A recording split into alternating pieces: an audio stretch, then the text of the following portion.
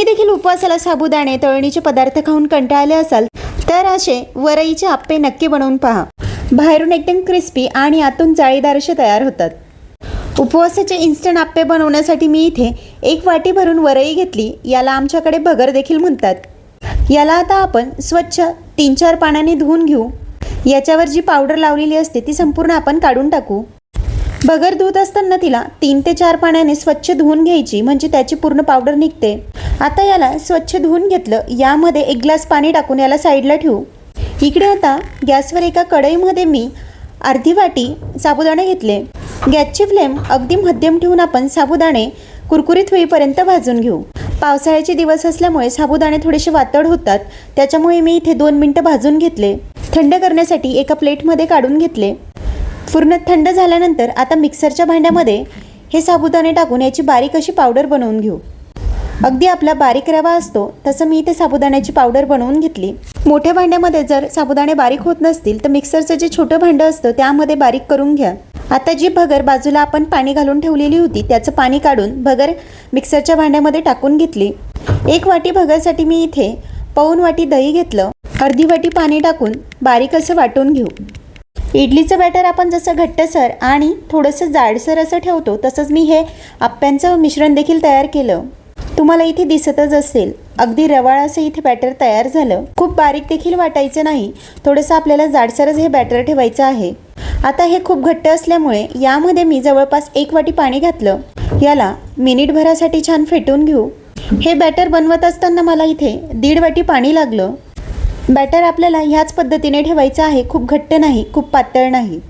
यामध्ये 3-4 हिरव्या मिरच्या चिरून टाकल्या, थोडीशी कोथिंबीर, अर्धी वाटी दाण्याचं कूट, चवीनुसार मीठ घालू। हे सगळं साहित्य आता छान मिक्स करून घेऊ। तुमच्याकडे जर उपवासाला कोथिंबीर नसेल चालत, नाही घातली तरी चालेल। हे बॅटर मी 2-3 मिनिटं छान फेटून घेतलं, म्हणजे अगदी हलकं फुलकं होतं आणि आप्प्यांना जाळी देखील छान पडते। आता आपण इन्स्टंट बनवतोय म्हणून यामध्ये मी 2 चिमूट सोडा घातला। तुम्हाला जर सोडा नसेल घालायचा तर आपण जे बॅटर मिक्सरच्या भांड्यामध्ये तयार केलं होतं ते रात्रभर झाकून ठेवायचं आणि मग दुसऱ्या दिवशी यामध्ये दाण्याचं कूट, मिरची, कोथिंबीर घालायची। पण आपण इथे इन्स्टंट आप्पे बनवतोय म्हणून मी इथे 2 चिमूट सोडा घातला। आता इकडे गॅसवर आप्पे पात्र सुरुवातीला मी गरम करून घेतलं। त्यामध्ये थोडं तेल घातलं आणि बनवलेलं बॅटर जे आहे 1-1 चमचा घालून घेऊ। आता आपल्याला गॅसची फ्लेम मध्यम ठेवायची आहे, खूप फास्ट देखील करायची नाही किंवा मग खूप स्लो देखील गॅस ठेवायचा नाही।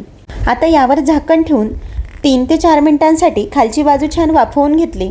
आता वरची जी बाजू आहे ती देखील आपण 3 ते 4 मिनिटांसाठी छान वाफवून घेऊ।